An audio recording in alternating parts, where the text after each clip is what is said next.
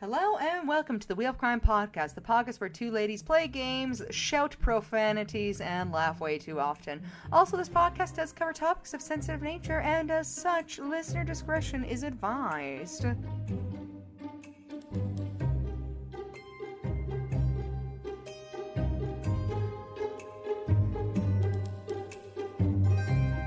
Hello.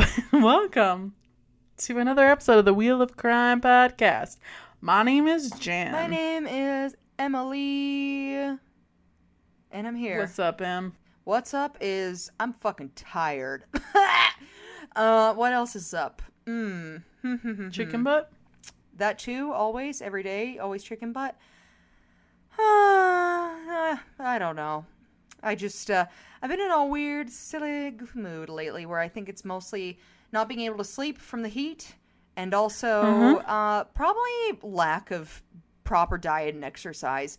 I think that stuff like that used to not affect me is affecting me a little bit more. I've had a weird craving to go to the gym lately, but it's been so hot that immediately I'm like, ooh, maybe I'll give it another week.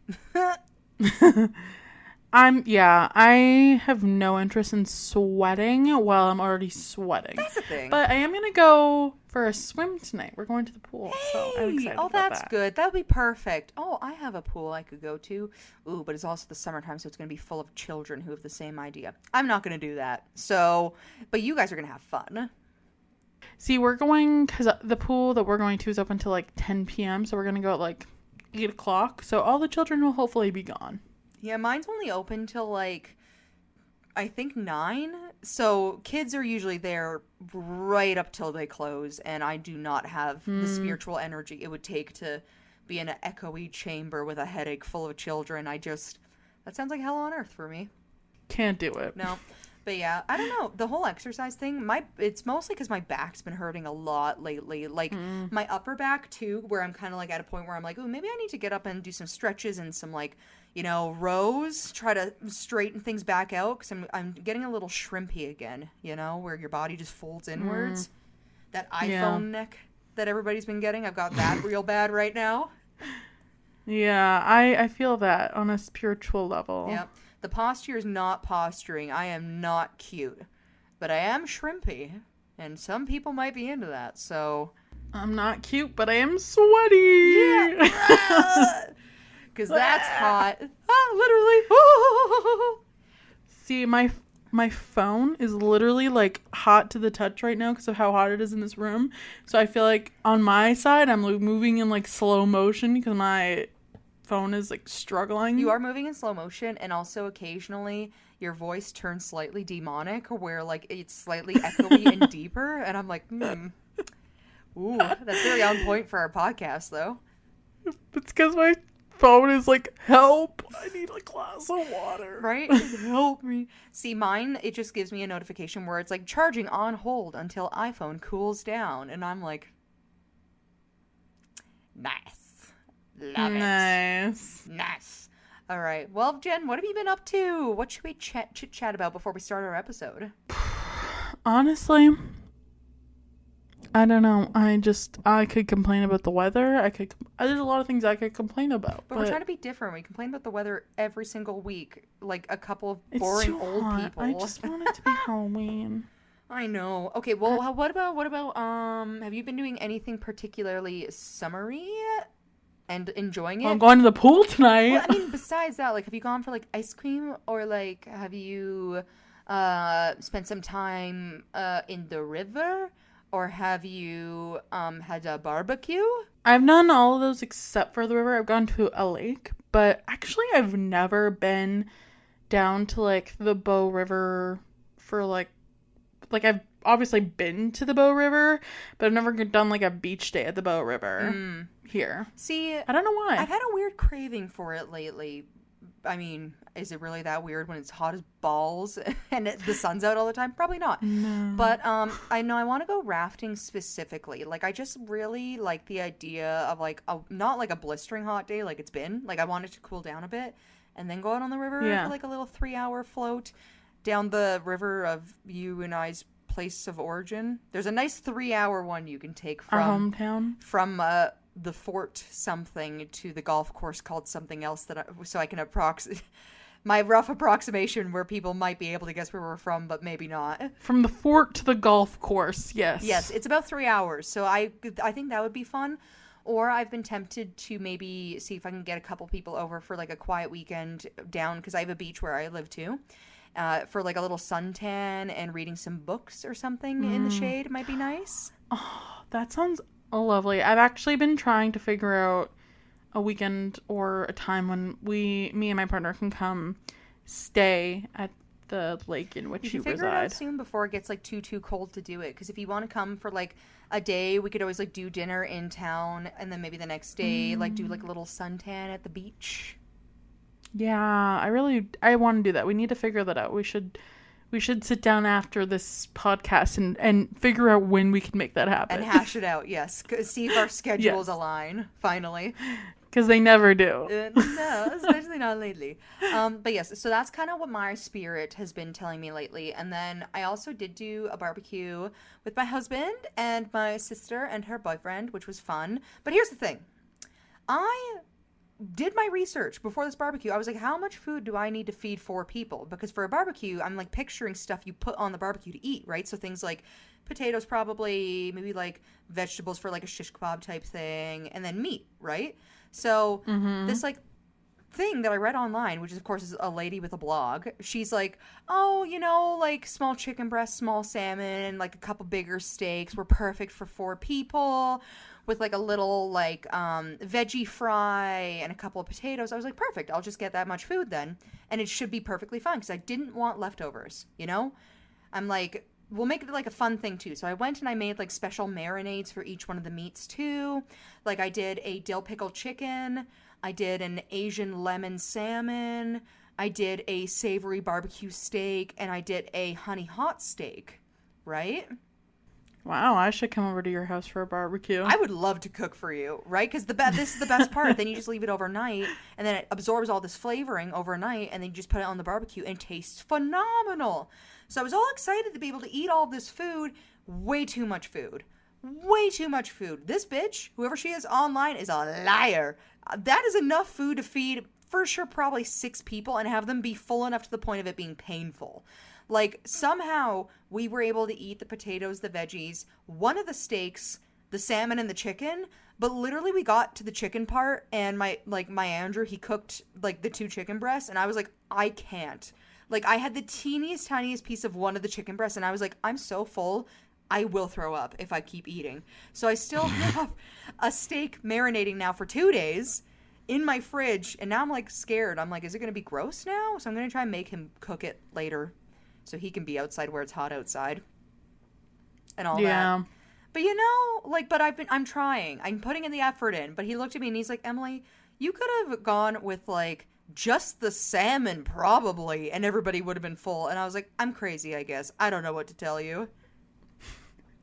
Maybe you just need like men who are trying to bulk up. Maybe that's who she was feeding. That's what I wonder, because, like, usually, so here's the thing, usually when I don't even follow any of these blogs, I just go on Google, but usually when I look it up, and it's tried and tested by families, I'm like, hey, this is usually, like, a group of adults, you know? So I'm like, this should make sense for me. I don't know who this person's feeding, but that's a lot of food. That is a lot of food. They were hungry. They're hungry. And, like, I didn't eat before we had this barbecue just because I was busy doing other stuff and didn't really feel the need to. Like, Andrew, same thing. Like, he kind of just was, like, waiting until we had this barbecue. Like, we all waited. So we were eating off of empty stomachs and still could not eat everything. So this is a lesson, listeners. You do not need... You probably need less meat than you think you do. I would agree. Yes. And anyways, I just had to get that one off my chest because I'm a little mad that I have a steak marinating in the fridge still because I didn't want to eat it today. But I think I have to. Well, a steak for dinner. You could make like a steak salad or something. Oh, that could be good, actually. Because that's the thing. I just get bored of having it by itself. Like, I want it with things. Yeah, I watched this girl on TikTok. She does this series where every Sunday night she has like a steak salad, and the last one she made was with like peaches and like feta. Oh, that sounds really good. Yeah. And I'm like, That sounds bomb. You know what? I might get crafty with some veggies here tonight then to make a little salad for my steak because it's good, but I had planned on having it with the stir-fry veggie or the barbecue veggie thing that we did yesterday. So now I'm like looking at it. I'm like, what do I even eat you with? What am I going to do with you?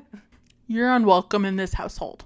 You weren't supposed to be here, and now I'm staring at you, and apparently got to put you in my mouth later. So what are we gonna do? Oh boy! But yeah, you should make a steak salad because that sounds really good. But we should spin our wheel of questions and get rocking and rolling in this episode. Yes, spin away. Would you enjoy living life on the road? On the road? Like, are we talking like a camper van type situation? Or like out of a suitcase where you just stay in hotels? I think it could be interpreted either way. I'm gonna say, yeah, sure.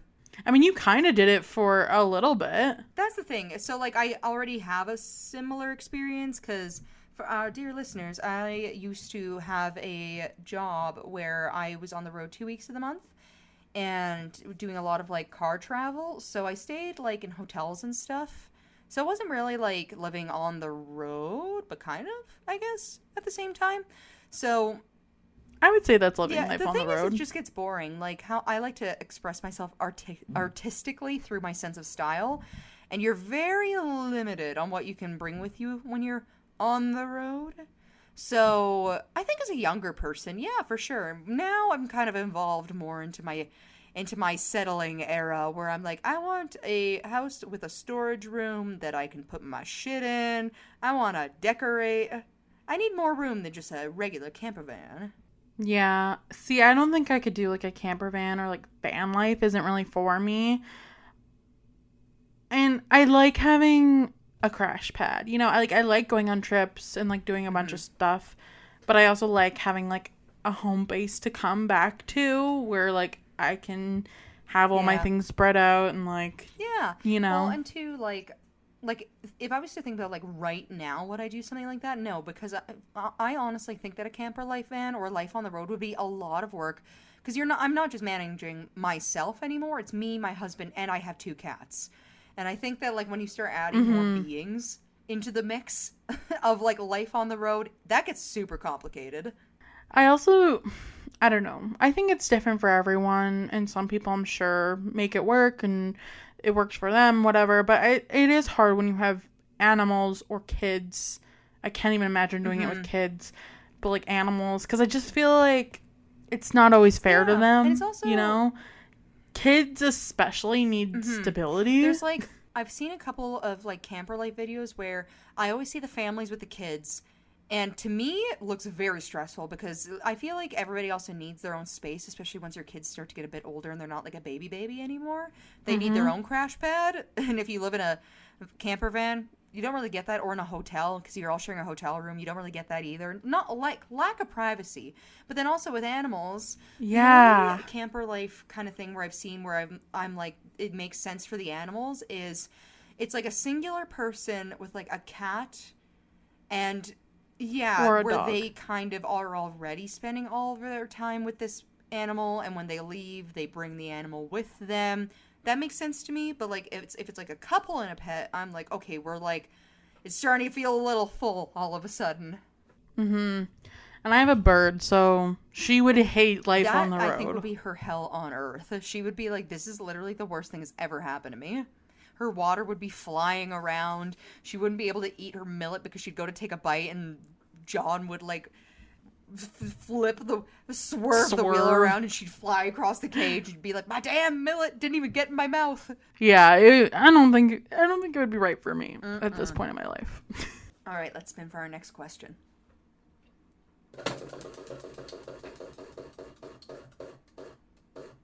Number 4. As someone who's done a lot of driving through the U.S., what's your take on truck stops? Honestly, truck stops in the States are actually way sketchier than Canadian ones. Like, way sketchier. Like, it's funny because as Canadians, we hear a lot about, like, you know, trucker life because I feel like we have a lot of people who work in the trucking industry who talk about it or something because... Or at least from what I do. Maybe that's not like a normal person experience. But I'll hear stories about like lot lizards and these things. But like you know, when you go to a Canadian truck stop, it is like kind of bougie compared to American truck stops. You go to an American truck stop, there is always something crazy going on. And I'm like the last time I went to an American truck stop, literally on the way back to Canada, there was a lady selling about 12 chihuahuas out of the back of her van at this truck stop. And I was like, what is happening here? No. Did you buy one? I did feel bad for them because they did not look like happy little chihuahuas. But, you know, like, it's a very different experience. And all these things. Sure. And there are quite a few more people who hang around American truck stops and stuff like that. I don't know if they call them lot lizards. I think that might be a Canadian thing, but just like people who are offering services of some kind down there. Lots more of them down in the American truck stops too. I think you've been to a lot more than I have, because I've only really ever been to a few here and there, because you've done significantly more driving throughout the U.S. than I have, but the ones I've been to are not places that I would like to hang out for a long period of time. They're not places you would spend the day at. Not to say the Canadian ones are either, but I will say this.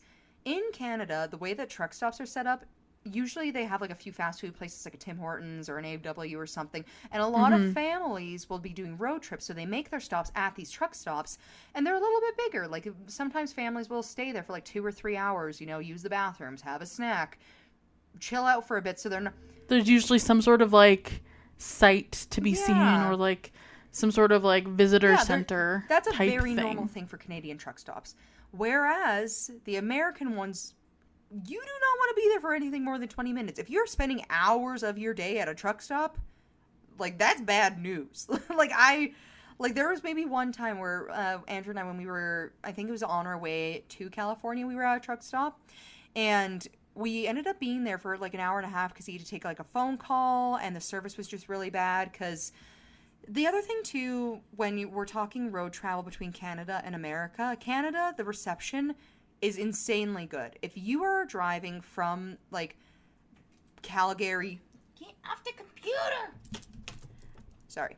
If you're driving from Calgary to like Vancouver for like however long that drive is, like 12 hours, you have cell phone reception almost the entire time. There might be like a half hour in the mountains you don't have cell reception, but you can still talk to people. Mm-hmm. It's spotty. But like in America, if you're driving from one town, like a small town, to another small town that's like an hour and a half, 2 hours away, you won't have cell service the entire time from point A to point B. It's completely centered around where people are. So they don't really account for rural communities as much as Canada does as far as this kind of stuff goes. So like, if we needed to make like a phone call, or he had like work meetings or anything, we had to stop at these truck stops and hang out there for a few hours or 2 hours or whatever. And like, the longer you hang out there will be other people who are also there doing not so great things who would be hanging out there for 2 or 3 hours, and they would be watching you, and they'd be like, oh, these people have been here for this amount of time. What are they up to? You will have people kind of casing you out if you spend too long at a truck stop. Spooky. It is spooky. I didn't like it. I don't like it Also, either. American candy gives me hives, so that wasn't funny either. What you gonna do? What are you gonna do?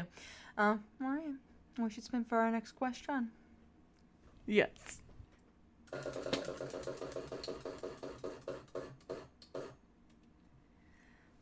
Number 1. What was it like living on a farm growing up? Pretty cash. I lived on a farm until I was like 6. So I have like some memories from back then. I just remember being really quiet and having to entertain myself a lot with like bugs and the dirt. That's pretty much it. Well, that too. And there was always like this added level of stress, because when I lived in the country, we lived like a half-hour drive from the nearest city town. And so it was like an extra level of caution, right? So I had to be extra careful, because it was like, if you injure yourself, you're going to be injured for the next half an hour, because you're not getting any kind of help for at least that amount of time. So there was always just like an extra level of stress. And then when I was a kid, like that age, I used to choke a lot. Because... Oh my god. Yeah, well, I've had my giant tonsils for my whole life. I don't have them anymore. I had the surgery, right? But I had them, but for when I was a kid, it was a bigger problem, because I would choke way more. And that put my parents right on edge, because they're like, oh my god, if she chokes and we're a half hour from help, she's gonna be fucking dead by the time she gets there. So that, I think, was one of these incentives for moving into town once I was 6. But for the most part, I just remember being really quiet. I did bite my tongue in half while I was out there once, and then not long after that. Oh, I think I've told you this story. And I think that was, like, right before we moved into town, so... I don't think I ever heard that story. Oh my gosh. Okay, this is kind of fun. So, when I was, like, 5, I was, being a child and entertaining myself, and I tripped over a fishing rod, and I hit my chin against a couch, and I chomped my tongue between my teeth, and I bit my tongue in half. Did it come off? So it was attached at the end, but not in the middle. Oh my god, that's horrific. Yeah, well, I'm not sure if you can see it anymore. I'm going to stick my tongue out for you. You can actually, I have a scar on my tongue that you can see. Oh, Jesus, yeah. Yeah, so that's where my teeth went through my tongue. And this was been, like, I think right... We were out of that place and into the city within a year of this happening. But apparently it was a very traumatizing experience for my parents. I just remember there being a lot of blood and being a little upset that I bit my tongue because it kind of hurt real bad. And that's all I remember. I feel like that was traumatizing for me, and I wasn't even there. Well, my favorite part of this story is when my parents talk about it, because I guess it happened when my dad was at work. And because this would have been the 2000, I think, like, if I was born in 96, 2002 maybe, but my parents didn't have, like, cell phones or anything, so my dad just came home, saw that there was blood everywhere. My mom, me, and my brother are not home. She rushed out of there so fast she didn't leave a message, so he didn't know where she was. He's just like, oh my god, come home. Right? And so he talks about it, he's like, that had to be for sure one of the scariest days of my life. And I was like, I can literally only imagine coming home, seeing your entire house covered in blood and your whole family is gone. That's horrific. Right? So that's kind of like a fun little, oh my God. a little backstory. Jeez, you learn some new Emily lore every day. It's true. I got little tidbits, little sneaky tidbits here and there. I can't believe I've never told you that. Maybe you did a long time ago, but I don't recall. Maybe. Well, it never really came out because my tongue's in my mouth, so it's not like people can see the scar all that often. Mm-hmm. Unless I'm showing them, I guess. But, yeah. Well. I mean, everything's attached now, so we're good. Yeah. I'm able to eat all the pasta I want. Everything's Life is fine. great. Well, I think also this is why... Maybe I would have told you about it back when tongue piercings were more of a thing when we were in, like, middle school. Because I remember talking about it at one point and being like, I would get one, except for the fact I already have had a hole in my tongue, and I don't really care to live through that experience again. Valid. Right? All right. Last question. We've got, what, one more question? Yeah. I was going to say, how is your life in the country, except for you've never lived in the country, so there's nothing to say. That was a you question only. Yeah. Well, would you ever live in the country if given the opportunity? Hell no. All right. Let's wait for our last question.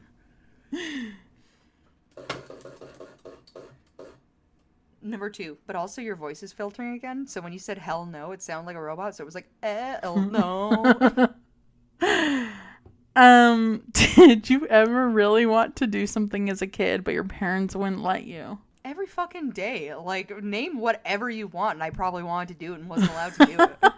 That's so sad. Listen, we've been over this. My childhood, I had a very small indoor childhood. I did not do a lot of things until I was much older. That's fair. Is there anything that you've done now that you really wanted to do as a kid and you kind of feel like you finally got to have that experience for yourself?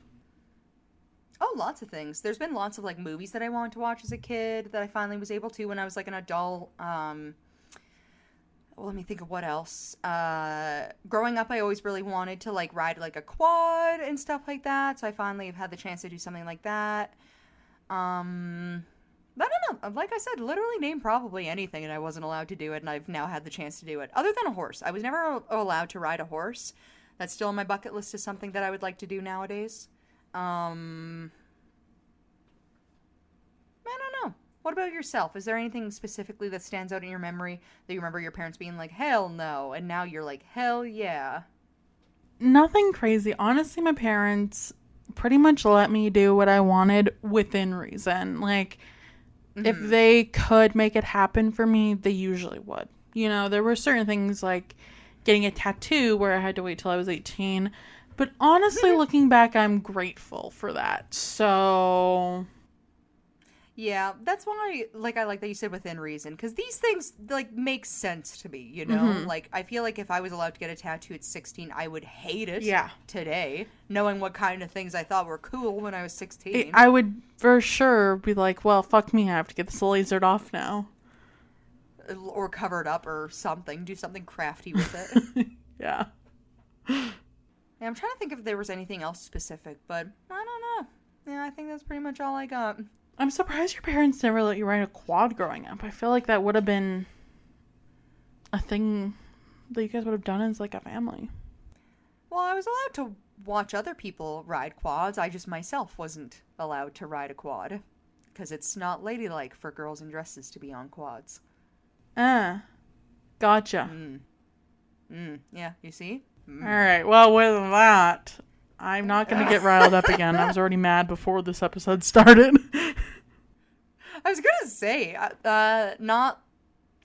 maybe recently. I feel like Jen and I have been having more conversations about life stuff. I'm like, oh my god, I never told you that. And she's like, no, but now I'm mad. I'm pissed. That's how she goes, I guess. But so what do you think my episode's about? I think the episode today is about, some people in a camper van go to a truck stop, and they're actually the Manson family, and they kill all the people at the truck stop, and then they retire to the countryside where they are then arrested. No, but wow. What a story. So today, I'm going to tell you about a man named Dellmus Colvin, who was born on August 3rd, 1959, and grew up in the countryside of Arkin, Ohio. As far as we know, he had a fairly normal childhood. In his teenage years, he began having conflict with his mother, but he did not display signs of aggressive behavior. In high school, he wrestled and played football. Quote, I was a square. Hell, I'd never been suspended from school, he said, despite describing a normal upbringing growing up on his family farm with no abuse or neglect. He had some violent tendencies, and he had a deep hatred of his stepmother, and around age 14 he started to fantasize about killing her. Yikes, that's no good. It is no good. He said, quote, that's the first person I actually thought about killing. I had no way of dumping her fat body. I couldn't get that on the trailer and get it to the woods. Oh my god. That's a crazy thing to say. Listen, he says a lot of crazy things, so buckle in. Great, okay.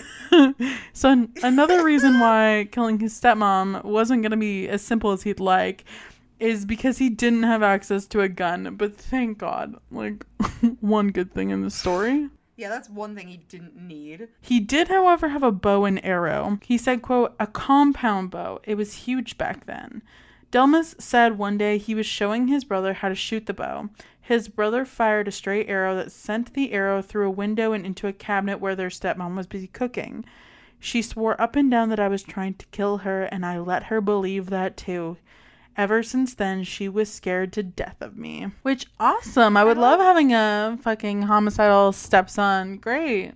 A vocally homicidal stepson, too. Who's firing... Who's, like, telling you that they're gonna kill you or whatever. Like, that crazy. I'm sorry, but, like... Maybe kids shouldn't have access to weapons. Like, at all. Yeah, just I don't maybe care no. that it's a bow and arrow. Maybe just retire that idea until they're a little older, perhaps. For sure. So after graduating from high school, he became a taxi driver in Atlantic City and its various suburbs. In the mid-1980s, he began to show signs of antisocial behavior and had problems with social skills. He was unpopular in the area and began leading a criminal lifestyle, often preferring to spend time in the company of sex workers. He said that he began killing around the age of 24. I never counted, he said of his victim count. I averaged 1 to 2 a year. My best year I did 3. Calculated that, it comes between 47 to 52 people. That's a lot of people. In the late 1980s, he moved to Ohio, where over the years he lived in the cities of Swanton, Lima, Orient, and Toledo. In 1989, in Summit County, he was arrested on assault charges and illegal weapons possession. He was convicted and sentenced to 15 years imprisonment. He was paroled in 1992, but jailed again in July 1993 for violating his parole. 3 years later, he was released a second time and moved to Toledo, where he soon found work as a long-haul truck driver. Ah, there it is. There it is. I feel like you know exactly where this is going now. I was going to say, there is a very weirdly high statistic, at least from what I know, of people who are long-haul truck drivers who engage in criminal activity of some nature. It is literally the perfect setup for that kind of lifestyle. Not saying that they all are, obviously not, but if you wanted to do stuff like that, I think it would be a lot easier to get away with things when you're moving from place to place constantly. Oh, for and sure. You have a reason to be moving from place to place constantly. Uh-huh. Well, that's why they say the Highway of Tears exists in Canada, because it's a very, very, it's been a shipping route for so long. Like, it's been one of the oldest shipping routes, and that's why they call it, you know, the Highway of Tears, because of how many people have gone missing specifically on that highway and stuff like that, too. And it's like, well... Yeah, well, I think Robert Picton, who we've talked about before on the show, was a regular on that route. That, and then I think potentially one other person we might have talked about on the show. Apparently it's very common. Unfortunately. Sadly. All right, okay. In subsequent years, he was seen displaying increasingly impulsive and violent behavior towards women. He would kill his victims, sometimes in broad daylight, and then drive his route with their naked corpses in the cab of his truck until he found an opportune time and place to dump their bodies. He would often kill in one state, dump the victim's body in another, and get rid of their clothing in a third. He said after strangling the women, he would wrap their heads with a plastic bag and seal it with duct tape because, quote, the last thing you want is someone popping up while you're going down the interstate about 70 or 80 miles per hour. It could be all bad because when they wake up, they would be delirious, he said. He joked that the dead women were good passengers because they didn't complain about his music or ask for anything. You ain't gotta share your goodies with them, he said. You want some Wendy's, baby? Hell no, she don't need nothing. What? Okay, this guy, I mean, obviously he's got mental problems, but like, to the point where he totally does not see women as people. Like, you would never say that about like a person, like somebody who you believe to have like feelings and thought. Like, that is wild. They are definitely just like objects to him. Because like, well, and like also, but like to me that even says like he has a weird disconnect anyways, because it's like he knows what people complain about when they have passengers, like obviously like sharing stuff or whatever, and that's why he brings that up. But at the same time, he's talking about corpses and how great they are, and it's like, there's something not right upstairs. There's definitely something not right going on. Yeah. He said his first killing as a truck driver took place in New Jersey, where he picked up a hitchhiker. The woman wanted him to make a detour, which he refused to do. When she, quote, gave him lip, he strangled her. She ended up in Sonoma in the woods, he said. He said the hardest part of committing murder was the physicality of strangulation. Dumping a body was easy. Quote, oh my God, everything from Hamilton, New Jersey, it ain't nothing but woods, he said. It's a dumping paradise. He laughed as he talked about strangling his first victim, into whose eyes he looked as he killed her. An avid reader, he said he'd always read that looking into a person's eyes as you killed them would haunt you forever. He said, quote, that's a damn myth, and I know that for a fact. I had a great sleep that night. He went on to discuss how he chose strangulation or suffocation for his victims because it is personal, and that if the body is found at the right time, it's hard to determine a cause of death. He's done way too much research about this. This goes beyond, like, normal. I don't even know what you would call normal in this situation. He definitely has a fascination, though. Mm-hmm. It's more than a little concerning, I would say. Yeah, that's a good way of putting that. So many years later, Phil Chalmers, a criminal profiler in Florida, released a 43-minute podcast episode compiled from several telephone interviews that he did with Dellmus for his series Where the Bodies Are Buried. In these interviews, Dellmus actually touched on the victims who have never been found and crimes that he has not yet been convicted for. He did, however, refuse to talk about any cases in death penalty states. Texas, Michigan, I have a list of all the states that has that, he said. When asked which of his still missing victims would be the easiest to locate, he didn't hesitate. LaSalle, Illinois. So he was doing some paperwork in the cab of his truck outside a Flying J in LaSalle when a woman knocked on the door. I said, "Beat it, get the fuck out of here." The woman left but returned a few minutes later. He said that he went into the store, bought a few logbooks, returned to his truck, and strangled the woman in the sleeper bunk of his rig. He then drove away from the store, heading west. It began to rain. He recalled that he remembered that there was an abandoned truck wash and headed there. It was deserted. No one comes down there. It was dark and it's scary, he said with a laugh. I pulled all the way in the back. The weeds are so high, and I just remember picking the body up on my shoulder, and into the woods I go. He dumped the body and, quote, got the hell out of there. He bagged up the woman's clothes and dumped them in Council Bluffs, Ohio. He recalled the unidentified woman wearing dirty sweatpants, dingy shoes, and a dingy t-shirt with a cartoon character like Garfield or Tweety Bird on it. She was white with, quote, dishwater blonde hair, and her hair was combed right over her eye because the eye was blackened, he said. Someone dotted that eye, he said with a laugh. It wasn't me. Dellmus told the podcaster that he took the woman's body into an area across from the truck wash, about 30 feet from the road, and dropped her there. After the podcast episode aired, law enforcement officials actually went with cadaver dogs into the area and around the abandoned building. They found bones, though it's been so long that they can't tell if they're animal or human. Yikes. Ooh, I don't like that. So Dellmus also said he once finished off a victim with one hand, using his free hand to talk with his mom on his cell phone. His mom had called because he was late for where he was supposed to be. I had already started. I was just putting the final touches on it, he said. What a fucking bone-chilling thing to say about someone. And it's like, it's scary and it's gross. But that's what I mean. Like, he is talking about women specifically as if, you know, they're literally like, objects. Totally. Yeah, like they're not bugs even that you're gonna squash. like inhuman. Yeah, like stuff like that. Like whoa, like don't love that.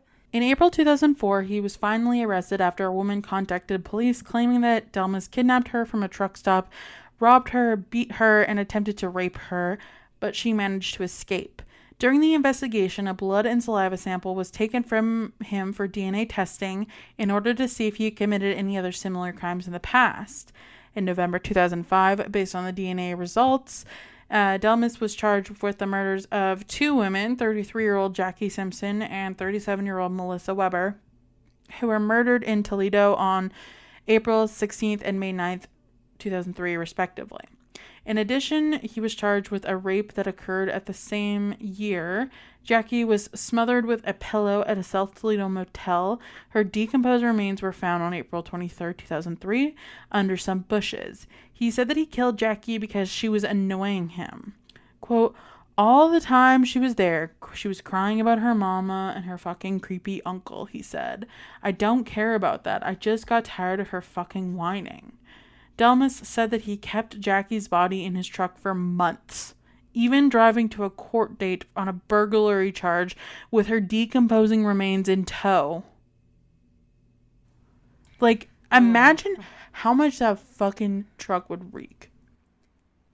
But that's the thing, like, I don't understand. Obviously, I'm never going to understand the perspective of anybody you cover in this podcast, but I just don't understand, like, the why. Like, oh, I am going to keep this body with me of somebody who annoyed me so much in life that I had to kill them for months and just deal with the smell and, like, the other stuff that goes along with that. And for what? Like, why? Like, what do you gain from that? I have no idea. So Melissa's body was found on May 9th, 2005 under a couch in a vacant trucking terminal. In September 2006, Dellmus stood trial for the murders of Jackie and Melissa, and during the trial, the Lucas County Attorney General's office had rightfully suspected that he was responsible for more murders, so they proposed a plea bargain in exchange for taking the death penalty off the table. Agreeing to the proposal, Dellmus pled guilty to the murders. He said, quote, "It was a capital case. I was on my way to death row, so I made a deal with them at the last minute because the trial wasn't going right. I had seen the writing on the wall and told them I could give them some cold cases, so I gave them 2 more. The other victims were Lily Summers and Valerie Jones and Jacqueline Thomas. According to his testimony, he lured 38-year-old Valerie into his truck, strangled her, and then dumped her body in Lake Erie in Ottawa County. On September 1st of that year, he lured 42-year-old Jacqueline Thomas into his truck, after which he violated and subsequently killed her. Her body was found the next day on Monroe County. He also killed 43-year-old Lily Summers, whom he had previously offered money in exchange for sex. Her body was found in April 2002. He finally came clean about the number of other killings that he had involved with. Assistant prosecutor Tim Braun said, Teresa Weber, Melissa Weber's mother, said her daughter and the other women didn't deserve to die. They were all mothers, she said. They all had families. Which, that would be so hard to just find your loved one dumped on the side of the road. Oh, 100%. Like, because, well, not only are you losing something, but it's just so disrespectful and, like, all these other things. Like, it's a multi, I can't even imagine. It would just be such a multi-layered feeling of grief. 1,000,000%. On October 3rd, 2006, Dellmus unexpectedly confessed to another murder. He admitted to his involvement in the murder of 40-year-old Dorothea Wetzel, who was found murdered on August 5th, 2000 on the banks of Maumee River in southern Toledo. During interrogation, he stated that his motive for the killings was misogyny, which was caused by his sexual complexities and inferiority complex. He was ultimately sentenced to several terms of life imprisonment because of his plea agreement. However, in June 2010, he was also charged with a cold case murder of 27-year-old Donna Lee White, who was killed on September 15th, 1987 in Atlantic City. NBC 24 in Toledo reported that Donna's death was initially attributed to drug overdose. She was found dead in a vacant lot in Atlantic City, and Dellmus was a suspect in her death, and when it happened, way back in the 80s, but the cocaine toxicity ruling closed the case. The case was reopened when Atlantic City police learned that about his convictions in the Toledo area, and he was extradited to New Jersey, where he appeared before the court in April 2011. During the trial, he pled guilty to Donna's murder. In his statement, he claimed to have met Donna while working as a taxi driver, after which he made the girl an offer to go to his apartment where they would drink and have sex, to which she supposedly agreed. A few hours later, Donna allegedly injected herself with drugs and fainted from an overdose. However, instead of helping her, he strangled her with a plastic bag and then dumped her body on the outskirts of the city. Based on his testimony in April 2011, he was convicted of her murder and received an additional 30 years imprisonment to be served concurrently with his life sentences. Donna's brother, Marshall Smith, told the court that the sentencing hearing that his sister was a triplet and a part of a large, close family. He said, quote, I believe that Mr. Colvin does not show any remorse. Indirectly, his actions caused the death of 2 other triplets. They were that close. He murdered a mother, a sister, and it's something we'll never forget. Apparently, Dellmus shook his head and rolled his eyes as Marshall described his family's pain. Which, awesome! Yeah, you're totally showing remorse to the family member you killed. Great. Yeah, complete lack of empathy. Like, that's supposed to be helpful for him at all. Later on the podcast, Dellmus spoke about Donna's murder, saying that he found her overdosed in his room at a rooming house. So I put a bag over her head and laid her down on the bed, and I sat there and watched football, he said. He said that he rolled Donna's body into a carpet and carried her out of the rooming house. The landlord unknowingly held the door open for him as he moved the body and offered him to help carry her into his truck. Which is horrific, and that's why I never help people. But, like, imagine you're the kind of person, though, that likes to help people, and you have to learn that that's what you were, the situation you were in. Like, oh my gosh, like, what, just a sickening feeling. Oh, I can't even imagine. So, in the podcast, Dellmus said that being a long-haul trucker is the perfect setup for murder. He said, quote, "Anybody that drives the interstate at night, what do you see at night? Trucks," he said. "And if you think I was the only one doing this, you are sadly mistaken." When asked about the motive, he said that he'd never had sex with the women and the killing itself was his reward. "My motive was pure pleasure. They're fighting for their lives and I'm fighting for a plea. It's pleasure," he said. He likened the killings to when a driver is cut off in traffic and he wishes to kill the person but he doesn't do it. He described encountering the women on his day-to-day routine and getting irritated if they bugged him or got in the way of his business.